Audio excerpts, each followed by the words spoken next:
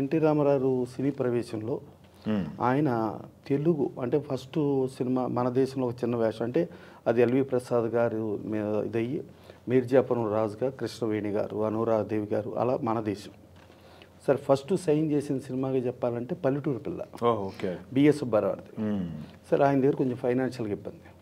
So BS Subbarao మళ్ళీ మీర్జాపురం రాజు గారు దీనితో ఆ సినిమా. అయితే ఈ మధ్యలో మన దేశం నుంచి ఇమీడియట్ ఎల్వి ప్రసాద్ గారు విజయ ప్రొడక్షన్స్ వాళ్ళతో షావుకారు చేశారు. ఓకే. సో ఫస్ట్ ఇంట్రడ్యూస్ చేసిన సినిమా మన దేశం, ఫస్ట్ హీరో సినిమా మన షావుకారు రిలీజ్ అయిన సినిమా. షావుకారులో ఎల్వి ప్రసాద్ గారు. అక్కడి నుంచి థర్డ్ రిలీజ్ అయింది పల్లెటూరు పిల్ల.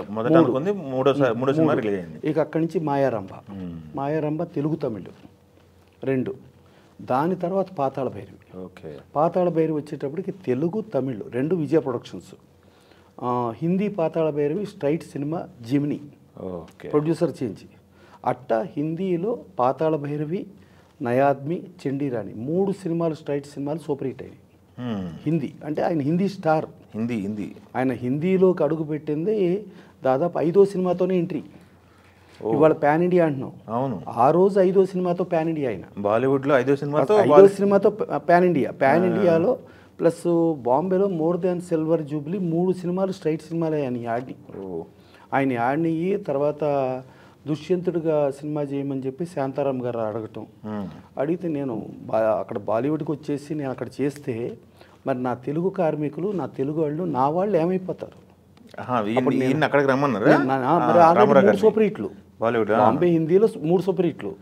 ఆయన బాలీవుడ్ స్టార్. 3 సూపర్ హిట్లు ఎప్పుడైతే వచ్చినాయో బాలీవుడ్ స్టార్ అయ్యి బాలీవుడ్లో కంటిన్యూ అయిపోవచ్చు.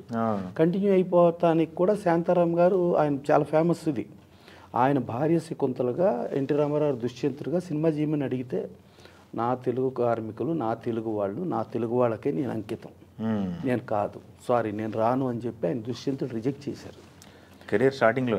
దాని తర్వాత సుందర్లాల్ మెహతా గారు ఒక సినిమాకి మీరు కృష్ణుడు వేషం వేయండి బాలీవుడ్లో, హిందీలో వేస్తే మీకు ₹1,00,00,000 రెమ్యునరేషన్ ఇస్తానని ఆ రోజులు ఆఫర్ చేస్తే సారీ నేను బాలీవుడ్కి రాను, నాకు ₹1,00,00,000 రెమ్యునరేషన్ కూడా అక్కర్లేదు, వద్దు అని చెప్పి రిజెక్ట్ చేసి మన తెలుగు సినిమాకి 10,000 రెమ్యునరేషన్ పనిచేశాడు. అంటే ₹1,00,00,000 వద్దనుకొని 10,000కి చేశాడు. ఆ రోజు ₹1,00,00,000 అని అంటే మామూలుగా కాదు, దాదాపుగా చెప్పాలంటే ఒక సగం హైదరాబాద్ కొనుక్కోవచ్చు అలాంటి స్థాయిలో. కానీ వద్దు, నా తెలుగు సినిమాకి 10,000 చాలు అనేదిలో, అంటే రెమ్యునరేషన్ కోసం చేయలే అదే.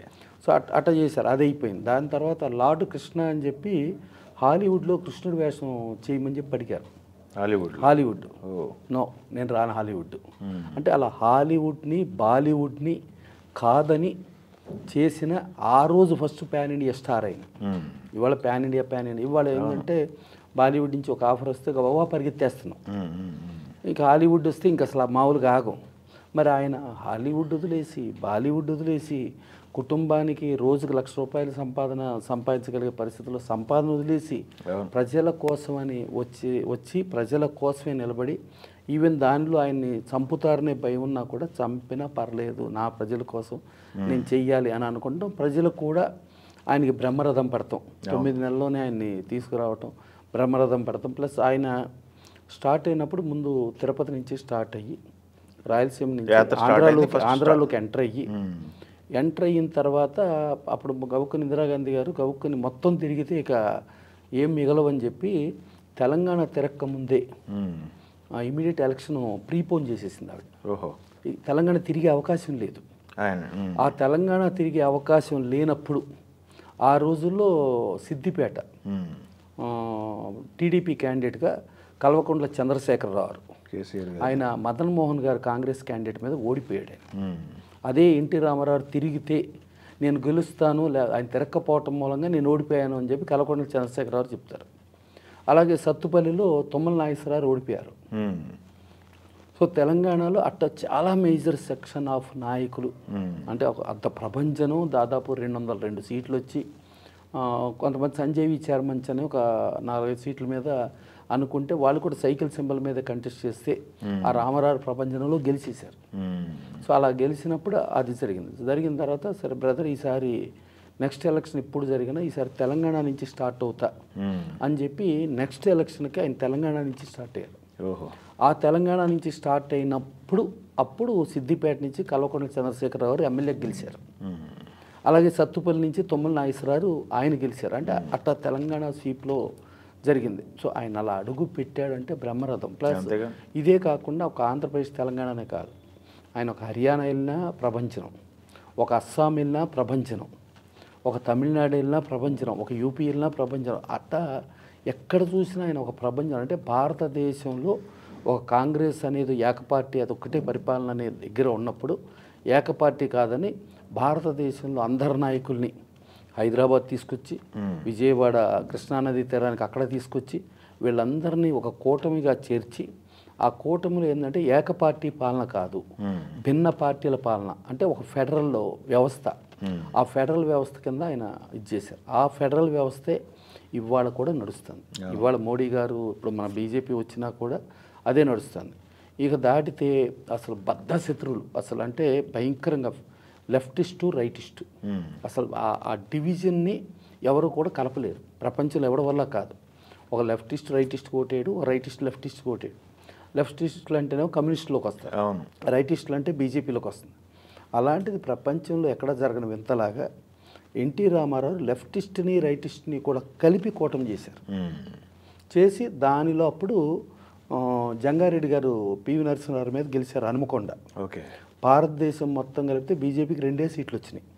2 సీట్లలో ఒకటి హనుమకొండ సీటు జంగారెడ్డి గారి సీటు, ఇంకో సీటు గుజరాత్ సీటు. ఆ 2 సీట్ల బీజేపీ ఆ రోజు కూటమిలో ఉంది. అలాగే కమ్యూనిస్టులు కూటమిలో ఉన్నారు. అంటే ఒక లెఫ్టిస్ట్ రైటిస్ట్కి ఓటేసాడు, ఒక రైటిస్ట్ లెఫ్టిస్ట్కి ఓటేసాడు. ఇలా ఓట్లేసే రేంజ్కి తీసుకొచ్చింది ఒక ఎన్టీ రామారావు వల్ల మాత్రమే సాధ్యమైంది. ప్లస్ ఇక ఆయన అంటే ఇప్పుడు వాజ్పేయి గారు కానీ, అద్వానీ గారు కానీ, లేకపోతే పాత లీడర్స్ కానీ, ఇదంతా జరిగిన పరిణామంలో ఒకసారి రాజీవ్ గాంధీ గారు ఇదైనప్పుడు ఒక లోకల్, ఒక రీజనల్ పార్టీ నేషనల్ అపోజిషన్ పార్టీగా ఉంది. అంటే అసలు ఒక రీజనల్ పార్టీ దానికి ఉంది. ఇక్కడ 2 రాష్ట్రాలు కలుపుకుంటే 42 సీట్లు, 42 సీట్లు, 542 సీట్లలో 42 సీట్లు వచ్చిన పార్టీ నేషనల్ అపోజిషన్ పార్టీ ఏంటంటే ఇక చూడండి, ఇక మామూలు విషయం కాదు. పార్లమెంటులో main party Telugu Desam party main అలా ఉంది. ఉండి ఆ రోజున వాజ్పేయి గారు ఓడిపోయారు, హేమావతి నందన్ బహుగుణ గారు కూడా ఓడిపోయారు.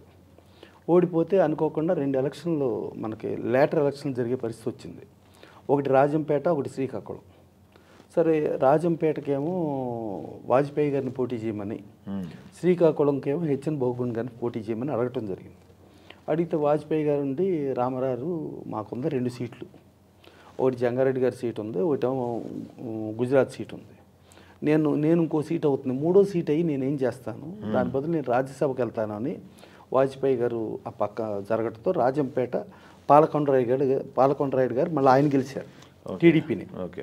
సో శ్రీకాకుళం సీటు కూడా హేమావతి నందన్ బహుగుణ గారిని అడిగితే ఆయన అనుకోకుండా ఆ టైంలో మరణించడం జరిగింది. ఎప్పుడైతే ఆయన మరణించాడో ఆ సీటు కూడా టీడీపీ సీట్ అయింది. ఓకే. సో అట్టా ఒక రీజనల్ పార్టీ, ఒక రాష్ట్రం పార్టీ నేషనల్ అపోజిషన్ అవ్వగలగటం అనేది కూడా మాటల విషయం కాదు. అలా భారతదేశం కానీ ప్రపంచం కానీ తెలుగువాడు దీన్ని తెలుగువాడి కీర్తి పతాకని ఎగరేసింది ఎవరు అని అనుకుంటే అదొక్కటే పేరు ఎన్టీఆర్. ఇంకోటి ఏంటంటే ఆయనకి ఎదురు లేదు, ఎవరు మాట్లాడే పని లేదు. ఇంకా ఆయన దృష్టిలో యాజ్ ఇట్ ఈస్గా ఫస్ట్ ఆయన సబ్ రిజిస్ట్రార్గా చేసి అక్కడి నుంచి బ్యూరోక్రాట్ సిస్టమ్ మీద ప్రాబ్లం అయితే ఆయన సబ్ రిజిస్ట్రార్గా చేసేటప్పుడే ఎల్వి ప్రసాద్ గారు వచ్చి నువ్వు స్టార్ అయ్యే ఫెసిలిటీ ఇది ఉంది నీ దగ్గర పర్సనాలిటీలో, మీరు వచ్చేసేయండి అని అంటే అప్పుడు ఆయన వెళ్ళకుండా తర్వాత లేటర్లో వెళితే అప్పుడు ఎల్వి ప్రసాద్ గారు బిజీ ఉంటాం ఇదంతా ఉండటం మూలంగా హెచ్ఎం రెడ్డి గారు అంటే మన తెలుగు సినిమాలకి ఫస్ట్ టాకీకి ఆయనే, భక్త ప్రహ్లాద ఫస్ట్ సినిమా ఆయనే. తర్వాత కాళిదాస్ అని చెప్పి అది కూడా తెలుగు కాళిదాసు ఇంకా కొన్ని మిక్స్ చేస్తే దాన్ని తెలుగు తమిళ్ అంటారు, మాట్లాడుకుంటే అది కూడా తెలుగే. సో భక్త ప్రహ్లాద కాళిదాస్కి రెండింటికి డైరెక్టర్ హెచ్ఎం రెడ్డి గారు. హెచ్ఎం రెడ్డి గారు దాదాపు 50 రోజుల పాటు డైలీ డిఫరెంట్ టైంలో రమ్మనంటే ఈయన ప్రతి చెప్పిన టైంకి 15 గంట ముందే నిలబడేవారంట. ఓహో 50 రోజులు తిరిగారా? అలా అలా 50 రోజులు నడుచుకుంటా.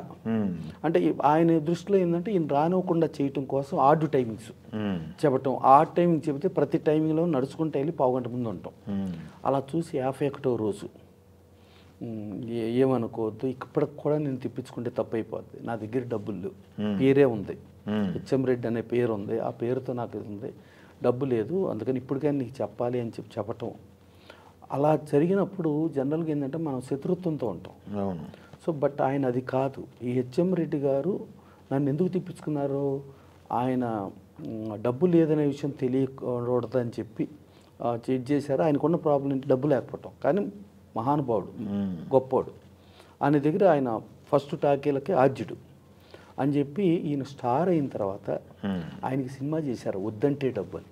ఓహో, అది అంటే క్యారెక్టర్ అంటే ఒక శత్రువును కూడా మేలు చేసి మనవాడిగా, అంటే శత్రువు అంటే ఆయన శత్రువుని కాదు, ఆయన ఆ రోజు ఉండే సిచ్యుయేషన్ ఇబ్బంది మూలంగా 50 రోజులు తిప్పించుకున్నారు. కానీ అదే 50 రోజులు మన తిప్పించుకుంటే పగబట్టేసి లేకపోతే మనం శాపనార్థాలు పెట్టేసి ఎన్నో చేస్తాం కదా, చేయలే. ఆ రోజు సిచ్యువేషన్ ఏంటి, ఆయనకున్న సమస్య ఏంటి, ఆ సమస్యను క్లియర్ చేస్తే అంతటి మహానుభావుడు హ్యాపీగా ఉంటాడు కదా అనుకుని అలా చేసుకుంటాం.